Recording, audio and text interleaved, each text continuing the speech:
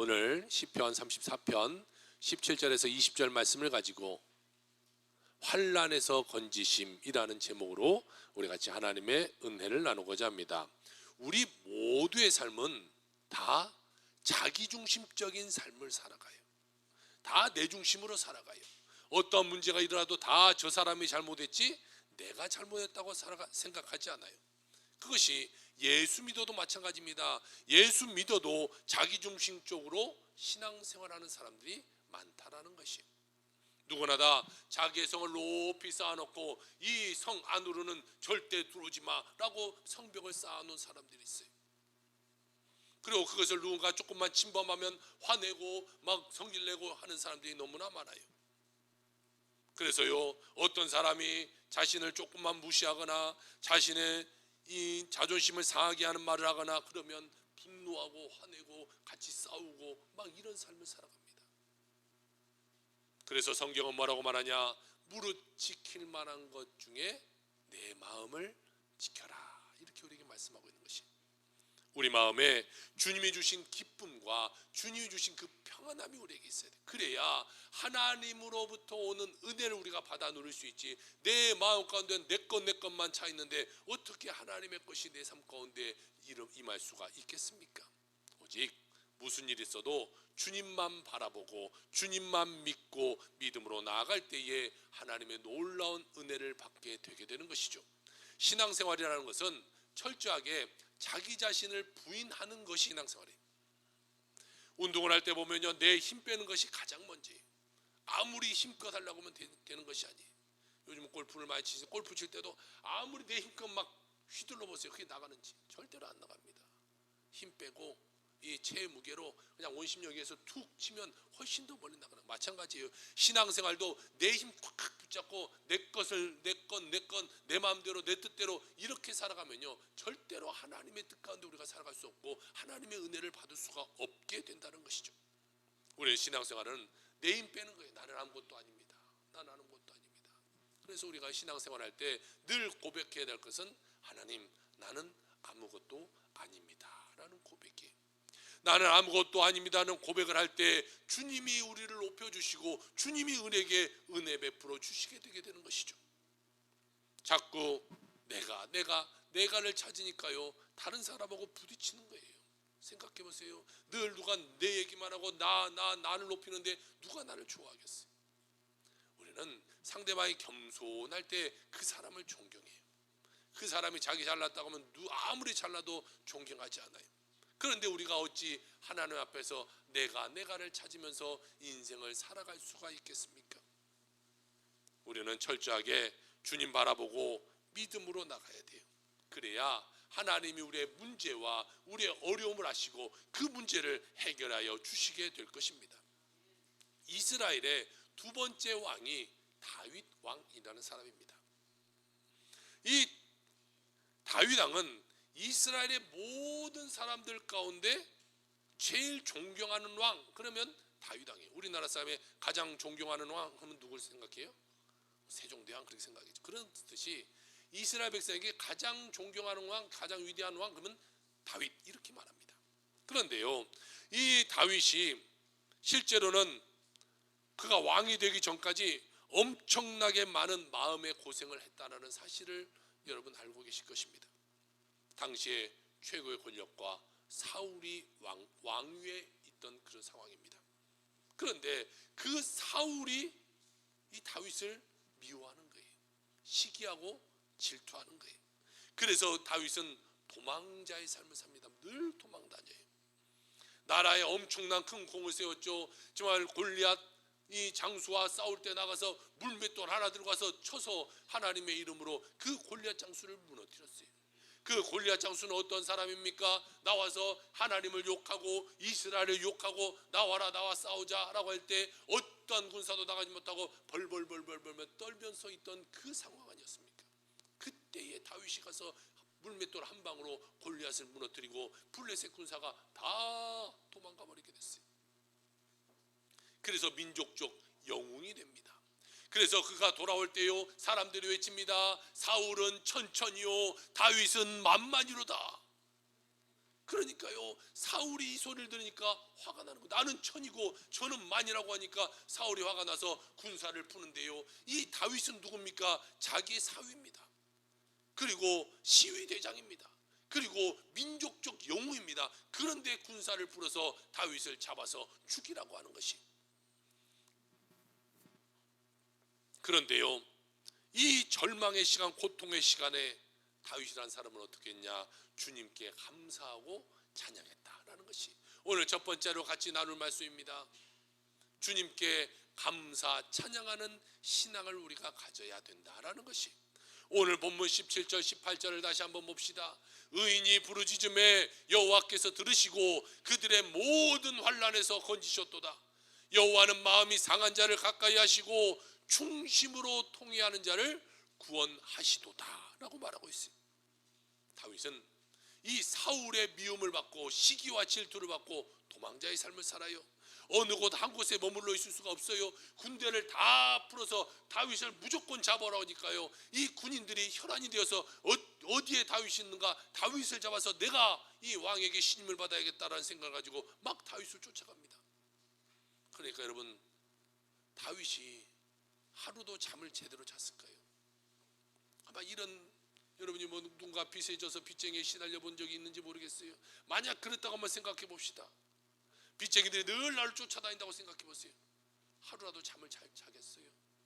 무슨 부스럭 소리만 들어도 깜짝깜짝 놀라지 않겠어요? 그런데 그보다 더한 나를 잡아서 좀 죽이려고 하는 사람들이 전국에 깔려서 지금 나를 찾고 있는데 얼마나 불안하겠어요? 얼마나 무서웠겠어요? 하룻밤을 제대로 잤겠습니까? 풀소리 하나만 들어도 깜짝깜짝 놀라서 그는 일어났을 것이에요. 동굴에 숨어서 자다가 또 도망가고 또 도망가게 있었을 것이에요. 아마 다윗은 그 시간 가운데 제 생각은 아마 빼짝 마르지 않았을까 생각돼요. 엄청난 스트레스가 많았을 거라고 생각되죠.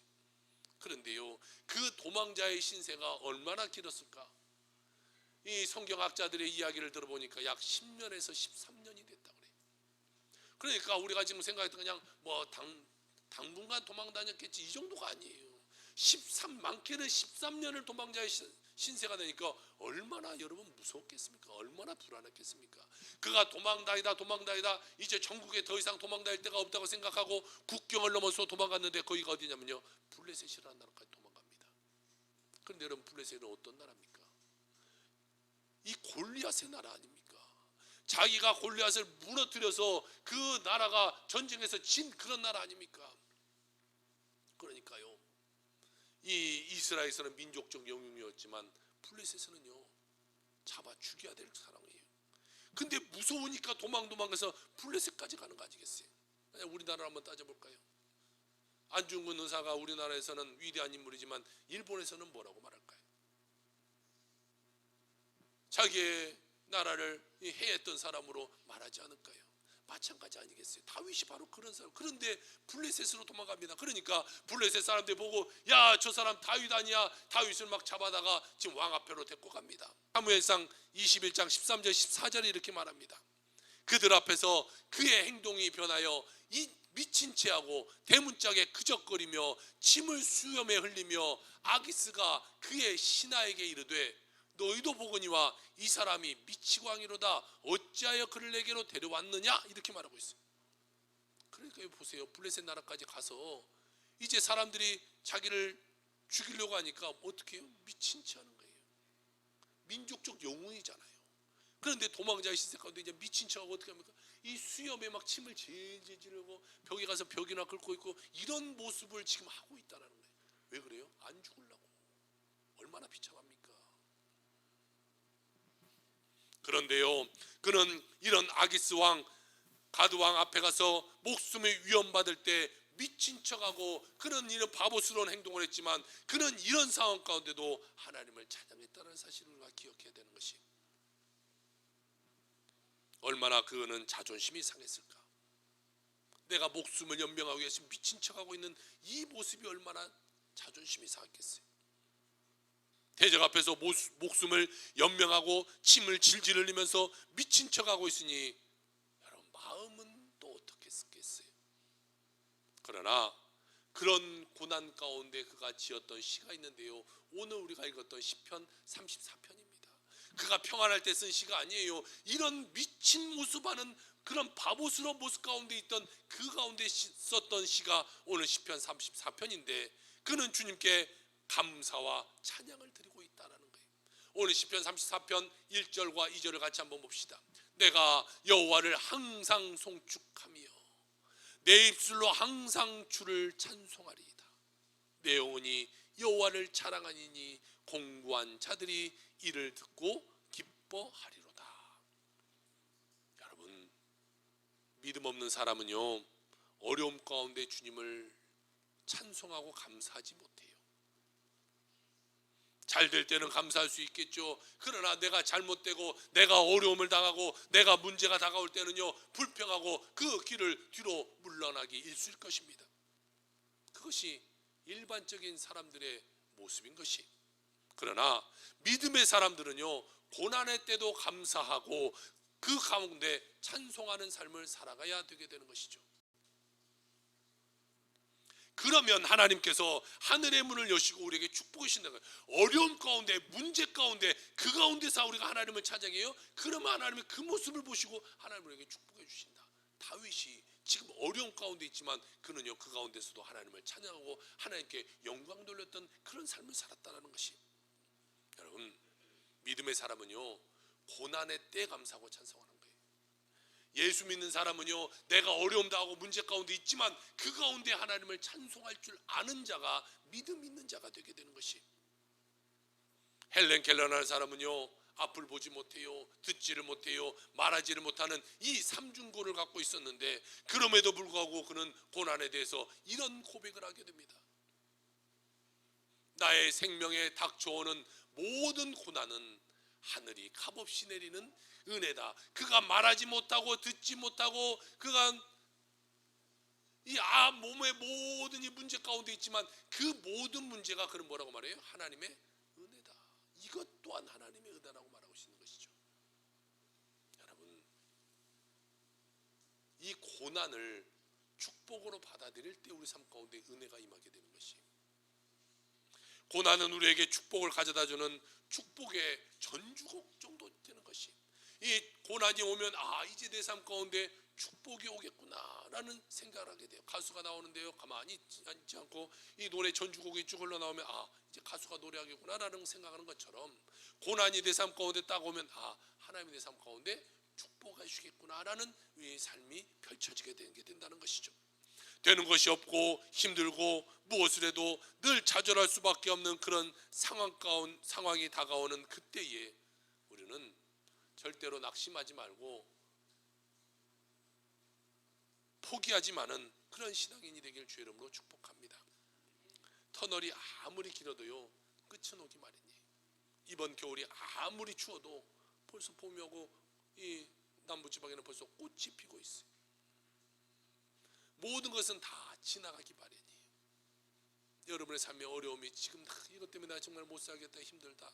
그래도요 그것이 지나가기 마련이에요. 그리고 지나가서 보면 모든 것이 다 하나님의 은혜다라는 것을 우리가 고백할 수 있게 되게 되는 것이죠. 그러므로 여러분 참고 견디며 믿음으로 승리하는 여러분의 모든 삶이 다 되시기를 주의 이름으로 축원합니다. 두 번째로 오늘 성경은 말하고 있기를 주님께 간구하는 신앙에 대해서 말씀하고 있어요. 간절한 기도로 주님께 나아가게 될 때에 하나님 우리에게 놀라운 축복과 은혜를 더하여 주시게 되는 거예요. 기도할 때, 간구할 때 하나님 우리에게 은혜 베풀어 주시게 되는 거죠. 다윗은 감사하는 사람이고 찬양하는 사람이고 기도의 사람이었어요. 고난을 당할 때 죽음의 고비를 넘기면서도 그는 하나님을 찬양했던 사람이에요. 시편 34편 4절은 이렇게 말하고 있습니다. 내가 여호와께 간구하며 내게 응답하시고 내 모든 두려움에서 건지셨도다. 보세요, 간구하며 응답하시고 나를 건지셨다고 말하고 있어요. 그리고 17절을 봅시다. 의인이 부르짖음에 여호와께서 들으시고 그들의 모든 환난에서 건지셨도다. 우리 반역전의 6절도 한번 볼까요? 이 공고한 자가 부르짖음에 여호와께서 들으시고 그 모든 환난에서 구원하셨도다. 여러분 보세요. 부르짖음에 하나님이 들으시고 구원하셨다라는 얘기가 이 34편에 계속해서 이야기하고 있어요. 그가 힘들고 어렵고 지금 문제 가운데 있지만 그 가운데 부르짖었더니 하나님이 나를 바라보시고 응답하시고 나를 건져주셨다. 그것이 그 고난을 통과하고 있던 이 다윗의 고백이었다는 것이, 여러분 우리 기도할 때는요 미리 응답받을 것을 믿고 감사하며 기도하는 자가 돼야 돼요. 그러면 하나님이 축복해 주는 거예요. 여러분 보세요. 내가 몸이 아파요. 아프지만 하나님이 내 병을 고쳐주신 걸로 믿습니다라고 고백하고 감사하는 거예요. 그러면 하나님이 생각할 때 어떻게 했어요? 아니 내가 아직 안 고쳐줬는데 벌써 고쳐준 걸 믿고 감사하니까 얘는 안 고칠 수 없겠다. 하나님이 고쳐주는 거예요. 문제가 나타나는데 하나님 내 문제가 해결될 줄로 믿고 감사합니다라면 하나님이 그 문제를 해결하지 않을 수가 없는 거예요. 하나님은 우리를 왜 창조했습니까? 하나님을 찬양하라고 창조했는데 하나님이 주시기 전에 미리 우리가 감사하고 찬양해 버렸기 때문에 하나님은 안 주실 이유가 없는 거예요. 그리고 내가 간구하지 못하는 그 더 큰 것까지 하나님 우리에게 주시는 거예요. 왜? 더 큰 감사를 받기, 더 큰 찬양을 하기 위해서. 우리 모두가 믿음으로 고백하며 모든 어려움을 이겨나가는 여러분의 삶이 되길 주의 이름으로 축복합니다. 긍정의 믿음이 기적을 가져오게 되게 되는 것이에요. 그래서 마가복음 11장 23절엔 이렇게 말씀하고 있어요. 내가 진실로 너에게 이르노니 누구든지 이 산더러 들리어 바다에 던져지라 하며 그 말하는 것이 이루어질 줄 믿고 마음에 의심하지 아니하면 그대로 되리라. 할렐루야. 우리 노란색 말 같이 한번 읽어볼까요? 시작. 말하는 것이 이루어질 줄 믿고 마음에 의심하지 아니하면 그대로 되리라. 할렐루야. 우리가 기도하는데요 바로 이렇게 기도하라는 것이에요. 내가 믿고 마음에 의심하지 말고 기도하면 하나님 우리에게 주신다는 거예요. 그러니까 내가 미리 기도하는 거, 하나님 내가 지금 두통이 너무 심한데요 하나님 이것이 깨끗이 나음을 믿습니다 라고 하나님께 감사하고 의심하지 않으면 그 삶 가운데는 치료가 일어나지만, 내가 기도합니다. 하나님 내가 이 머리가 좋지 않은데, 뇌의 신경이 좋지 않은데, 하나님 뇌혈관이 좋지 않은데 하나님 나를 고쳐주옵소서 기도해놓고 이게 되겠어, 이거는 의학적으로 안 된다는데, 다른 사람도 이 병 가지고 큰 문제를 일으켰다는데 이게 되겠어, 의심하면 그것은 치료받지 못한다. 그런데 내가 믿고 기도, 하나님 내 이것이 머리에 문제가 있지만 하나님 치료받은 줄로 믿습니다 할렐루야 아멘 하고 기도했어요. 그리고 나는 나았다 내가 선포해버리면요 하나님 우리에게 축복을 더하여 주시게 된다는 거예요. 믿고 의심하지 않는 기도라는 거예요. 그런데 우리는 자꾸요 의심이 들잖아요. 되겠나, 이런다고 되겠어. 그러니까 우리의 기도가 응답되지 않게 되는 것이에요. 여러분 오직 고난 중에서도 말씀 붙잡고 주님만 바라보고 긍정적인 믿음으로 살아가는 여러분의 삶이 되시기를 주의 이름으로 축복합니다. 오직 긍정의 믿음으로 약속 붙잡고 기도하고 나아가면 하나님이 반드시 우리를 축복하여 주시게 된다라는 사실을 잊지 말기를 주의 이름으로 축원합니다. 세 번째로 오늘 성경은 말하고 있기를 고난의 축복에 대해서 이야기하고 있어요. 여러분 고난은요 이 고통으로 끝나는 것이 아니에요. 이것을 우리가 잘 기억해야 돼요. 세상 사람 같으면요 그 사람은 그냥 자기에게 주어지는 고난, 그 고난으로 그냥 끝나는 거예요. 그런데 믿음의 사람은 고난으로 끝나지 않죠.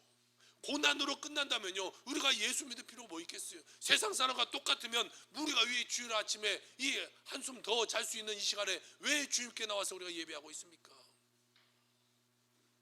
그러려면 교회 안 다녀도 돼요. 그런데 우리에게는 고난이 고난으로 끝나지 않기 때문에 우리는 더욱더 주님께 열심을 내는 삶을 살아가야 되는 것이죠. 반드시 고난은 변하여 축복이 된다는 사실을 기억하게 주여 여러분 축복합니다. 이걸 꼭 기억하고 있어야 돼요. 고난은 반드시 축복으로 다가온다. 고난은 고난으로 끝나는 것이 아니다. 고난을 통하여 여러분 우리가 깨어지게 되는 것이에요. 우리의 고집이 깨어지고 교만이 깨어지고요, 우리의 불순종이 깨어지고요, 우리의 믿음 연약하는 것이 그때 깨어지는 것이에요. 깨어져야 우리가 더욱더 큰 성장을 할 수 있게 되는 것이에요. 이 곤충들을 보면 탈피라는 것을 해요. 이 작은 옷을 입고 있다가 그것을 뚫고 나와서 더 크게 성장하는 것 마찬가지예요. 고난이라는 것은 그런 것 같아요. 우리 삶의 작은 것을 깨고 나아가서 더 크게 성장해 나가는 거예요. 하나님이 그것을 주시기 위해서 우리에게 고난을 주는 거예요. 고난 가운데 우리가 깨어지고 우리가 낮아져서 하나님이 쓰시기에 원하는 삶으로 만들어가는 거죠. 그러니까 고난은요, 이 불순물이 가득한 이 금을 순금으로 만드는 그런 과정과 똑같은 거예요. 센 불에 확 태우면 이것이 막 부글부글 끓면서 이 안에 있는 불순물들이 다 날아가는 거예요. 그리고 남는 것은 순금인 거예요. 우리 삶도 마찬가지. 고난이 왜 주냐? 고난을 통해서 내 것이 무너지게 만드는 내 것이, 내가가 무너지게 만드는 거예요. 내가 할 수 있고 내 삶 가운데 내가 이것이 무너지고, 하나님 나는 이제 아무것도 할 수 없습니다, 주님이 내 삶을 이끌어가 주옵소서, 이렇게 주님만을 찬양하는 순구 같은 믿음을 만들기 위해서 우리에게 고난이라는 것이 주어지게 된다는 것이. 그러므로 여러분, 우리가 깨어지는 그 시간 가운데 있을지라도 우리는 감사하는 자가 되길 주 여러분 축복합니다. 어려움이 주어졌다고 할지라도 그 가운데 감사하는 거예요. 그 가운데 하나님께 영광 돌리는 거. 그러면 하나님 그 삶을 축복해 주시게 되는 것이죠. 하는 일마다 안 될 때 그때 더 감사하세요. 하나님께 영광 가운데 나가세요. 우리 제 이은재 집사님이 있는데 어저께 신방을 갔는데요, 이 집사님의 기도 제목이 하나가 뭐냐면, 이 남사의 땅이 엄청 많이 있어요. 근데 그것이 빨리 팔리기를 늘 기도했어요. 아유 목사님 그거 팔려야 돼요. 안 팔리면 어떻게 돼요? 그런데 어저께 신방 가서 물어보니까 이제 안 판대. 왜 안 판대요? 남사에 뭐가 들어온대? 삼성에 이렇게 어마어마한 이제 반도체가 많이 들어온대. 이제는 안 팔아요. 팔 이유가 없죠. 갖고만 있어도 이제 몇 배가 될 텐데. 그래서 그래요. 목사님 이거 잘 되면 교회 크게 하나 쳐줄게. 아니 교회 작게 쳐준다고 그래요. 그래서 제가 그랬어요. 이왕 지금 크게 진다고 그래야지. 그래야 하나님이 축복 주시지. 더 축복이 작게 진다고 하면 그게 중요해요. 크게 진다고 했어요. 여러분 보세요. 우리가 내 생각대로 이게 안 돼요. 이거 8년 나가야 되는데 안 돼요. 저도요, 이 판다고 해서 어떤 사람 붙이기도 하고 막 해서 근데 이게 잘 안 돼. 근데 결론해 보니까 왜 안 됐겠어요? 팔았어 봐요. 지금 땅을 치고 후회하고 있겠지. 안 그러겠어요? 우리는 몰라요. 우리 앞날을 몰라요. 그리고 왜 이렇게 안 되냐 하고 있지만, 하나님은요 그 가운데 축복을 준비하고 계시는 거예요. 우리는 그때까지 기다리기만 하면 돼요. 기다리기만. 우리 기다리기만 하면 돼. 이제 잘 돼서 교회 크게 쳐주면 큰 것에서 예배하면 되는 거지. 그러니까 우리가 고난의 시간을 걷고 있다고 할지라도 우리가 하나님 왜 이렇게 안 됩니까? 왜 이렇게 어렵습니까? 왜 이렇게 나만 고난입니까? 고등학교 때 나보다 공부 못한 그것은 왜 저기 가서 잘 살고 있는데, 남편 잘 만나서 그냥 떵떵거리고서 벤츠 타고 다니는데 나는 이게 뭡니까? 이렇게 하지 말고, 지금 내가 어려워도 감사하면요 하나님 내 삶을 축복해 주시는데, 이전과 비교할 수 없는 하나님의 은혜를 우리에게 더해 주실 것이다 라게 되는 것이죠. 그러니까 여러분, 깨어질 때든지 어려움 당할 때든지 문제 있던 데든지 그 가운데서도 감사하기 바랍니다. 그러면 기적은 반드시 일어나게 되게 되는 것이에요. 여러분의 지금의 실패는 내일의 성공을 향해 나아가는 열쇠가 된다는 사실을 기억하게 주 여러분 축복합니다. 이 원단 중에요 505라는 그런 원단이 있다고 그래요. 이 원단이. 근데 왜 505라고 붙였냐면, 그 원단을 만들기 위해서요 504번 실패하고 505번째 성공해서 원단 이름을 505라고 쳤다고 그래요. 그런데 여러분들은 몇 번 기도하고 인생을 포기합니까? 몇 번 기도했다고 안 된다고 말합니까? 원단 하나 만드는데도 505번의 그 실패를 딛고 만들게 되는 것인데, 우리가 하나님께 축복받고 내 삶 가운데 하나님의 은혜를 했는데 내가 기도 몇 번 했다고 포기해버리는 그런 삶을 살아서 되겠냐는 거죠. 여러분 끝까지 도전하길 주로 축복합니다. 도전하면 반드시 좋은 일이 우리에게 일어나게 되게 되는 것이, 다윗이 많게는 13년 동안 그 많은 연단을 거치고 고통당하면서 주님께 믿음으로 기도하고 주님께 맡기고 깨어서 기도하니까 나중에 하나님이 그를 어떻게 만듭니까? 위대한 사람, 지금까지도 최고의 왕으로 그를 섬기게 만드는 거예요. 그러므로 여러분 고난의 때에 주님께 감사하길 바라요. 고난을 주셔서 감사합니다. 여러분 그 정도의 신앙을 가져야 돼요. 아픔이 왔어요. 나 그냥 왜 나 아프고 이렇게 힘든지 몰라가 아니라, 아픔을 주셔서 감사합니다. 왜? 아픔을 통해서 하나님 나에게 축복 주실 것이니까. 여러분들 아멘 안 할 줄 알았어요. 여러분 어떠한 문제, 어떠한 어려움이 있어도 그 가운데 여러분 정말 믿음으로 감사할 줄 아는 자가 돼야 돼요. 그러면 하나님 복 주시는 거예요. 시편 34편 18절에 이렇게 말하고 있습니다. 여호와는 마음이 상한 자를 가까이 하시고 충심으로 통회하는 자를 구원하시는도다. 그리고 19절에 이렇게 말합니다. 의인은 고난이 많으나 여호와께서는 그의 모든 고난에서 건지시는도다. 20절은 이렇게 말합니다. 그의 모든 뼈를 보호하시며 그 중에서 하나도 꺾이지 아니하시도다. 여러분, 내가 고난받고 어려움 가운데 문제 가운데 있지만 하나님이 나를 그것에서 구원하시고 그것에서 건지시고 내 삶 가운데 어떤 거 하나도 꺾이지 않도록 하나님을 붙드시고 계신다고 말씀하고 있는 것이, 그러니 여러분, 모든 환난 가운데도 보호하시는 그 하나님을 의지하며 나가는 여러분의 삶이 되게 주의 이름으로 축복합니다. 시편 34편 오늘 20절 다시 한번 볼까요? 그의 모든 뼈를 보호하시며 그 중에서도 하나도 꺾이지 아니하시도다. 여러분, 고난을 당할 때 주님만 전적으로 믿고 의지하고 나가면요, 주님이 내 삶 가운데 어떠한 대적이 있을지라도 그것을 꺾어버리지 나를 꺾이지 않게 하시는 것이, 그러므로 괴롭고 힘들 때도 낙심하지 마세요. 힘을 내세요. 하나님께서 여러분을 큰 사람 만들어 주시려고 오늘 훈련해 가고 있다는 사실을 여러분 기억하길 주 여러분을 축복합니다. 하나님께 인정받으며 하나님께서 우리에게 복을 주시고 하나님께 인정받지 못하면 그 길은 망하는 길이라고 성경은 이야기하고 있어요. 시편 1편 6절에 그 말이 기록되어 있는데요, 무릇 의인의 길은 여호와께서 인정하시나 악인의 길은 망하다. 하나님이 인정하는 자만이 축복받는 인생이 되는 거죠. 하나님이 인정하지 않는 그 길은 망하는 길이 되게 되는 것이죠. 오직 주님만 의지해서 축복받아 살아가는 여러분의 삶이 다 되시기를 주의 이름으로 축원합니다. 이 믿음으로 약속의 말씀을 잡고 위대한 승리를 거둔 이 노라 윌킨슨이라는 이 선수의 간증으로 오늘 설교를 마치려고 합니다. 노라 윌킨슨은 16살 때 운동을 시작했어요. 그러니까 빨리 시작한 것이 아니에요. 늦은 나이에 시작했어요. 그리고 그녀가 23살 됐을 때 2000년 시드니 올림픽에 나가려고 준비하고 있었습니다. 그런데 올림픽을 6개월 앞두고 오른쪽 발가락 3개가 부러져 버렸어요. 여러분, 운동선수가요, 올림픽에만 정말 평생에 한번 나갈까 말까 하는 그 올림픽 아닙니까? 그런데 그것을 6개월 앞두고 발가락 3개가 부러졌으니까 여러분 보세요. 이 선수는 다이빙 선수인데 올라가서 이 구름바를 굴르고 훅 뛰어야 되는데 발가락 3개가 부러졌으니까 뭘 하겠어요? 3개가 부러졌으니까 기부스를 합니다. 7주 동안 기부스를 해요. 근데 기부스 끝나다고 바로 그 다음 또 뛸 수 있어요? 못 뛰잖아요. 그것도 막 재활하는 시간을 갖고 그래요. 그러니까 그녀가요, 하나님께 기도하는 것은 딱 한 가지였습니다. 하나님, 나 제발 올림픽만 나가게, 올림픽이라도 그냥 밟고만 좀 오게 해주세요. 그 올림픽 선수로 뽑히는 것도 어려운 일이잖아요. 그런데요, 그녀가 올림픽에 가게 되고요, 나가서 결승전까지 가게 됩니다. 결승전에 8명을 뽑는데 거기서 몇 등으로 올라갔겠어요? 한번 찍어보세요. 8명 중에 8등으로 8등으로 올라가서 8등으로. 그리고 총 5번을 뛰어내리는데 첫 번째 뛰어났는데 몇 등을 했냐? 다 5등을 했어요. 2차 시도 5등을 했어요. 그러니까요, 모든 관심은 누구에게 갔냐면 그때 1등, 2등 하고 있는 중국 선수들에게 다 막 카메라도 기자고 다 기대하고 있던 그 사람들이 둘 중에 누가 금메달 따냐, 이것만 관심을 갖고 있었어요. 그런데요, 기적은 3차 때부터 일어나요. 그녀가 3차를 딱 뛰었는데요, 1등을 한 거예요. 그러니까 장내가 술렁술렁, 이게 무슨 일이야, 이거 어떻게 될까? 그런데 4차를 뛰었는데 또 1등이 나오는 거예요.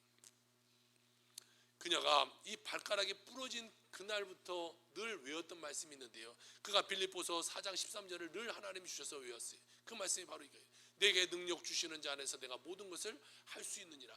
이 여인은요, 늘 이것을 외웠어요. 내게 능력 주신 자 안에서 내가 모든 것을 할 수 있느니라. 내가 능력 주신 자 안에서 내가 모든 것을 할 수 있느니라. 마지막 5번째를 뛰어내리기 전에도요, 이제 카메라가 그녀를 다 가리키게 되죠. 클로즈업에 써 있는데 뭔가 중얼중얼 하고 있는 거예요. 그게 뭔가 봤더니 내게 능력 주신 자 안에서 내가 모든 것을 할 수 있느니라. 그리고요, 5번째 고난이도 이 기술을 보여주면서 탁 떨어졌는데 금메달을 따가 됐어요. 그러니까 난리가 났어요. 이게 무슨 일이냐. 그리고 그냥 인터뷰가 가서 취재분들이 그녀에게 이 인터뷰를 하는데 그녀가 이런 말을 합니다. 발가락이 부러진 날 저는 제 꿈이 끝났다고 생각했습니다. 그런데 하나님께서 놀라운 방법으로 일하셨습니다. 올해 목표는 메달이 아니라 단지 올림픽에 출전하는 것이었는데 그냥 메달도 아니고 금메달을 따게 하셨습니다 라고 금메달을 따게 하신 그 하나님께 감사하는 거예요. 나는 아무것도 할 수 없었다. 발가락까지 부러졌기에 나는 아무 의미가 없었다. 나는 정말 그 올림픽만 밟아보고 오는 것도 내 꿈이었는데 하나님이 나를 축복하셨다라고 고백하게 되는 것이죠. 여러분, 그러니까 어떠한 절망이 다가왔다고 할지라도, 어떠한 문제가 다가왔다고 할지라도요, 낙심하지 마세요. 절망하지 마세요. 그리고 기도하세요. 그리고 감사하시고 찬송하세요. 주님께서 여러분의 기도와 찬송을 들으시고 반드시 놀라운 기적을 베풀어 주실 줄로 믿습니다. 여러분의 삶 가운데 그 하나님의 놀라운 풍성한 은혜가 지금으로부터 하늘 날아가는 그날까지 풍성히 임하기를 주의 이름으로 축원합니다. 아멘. 기도합시다.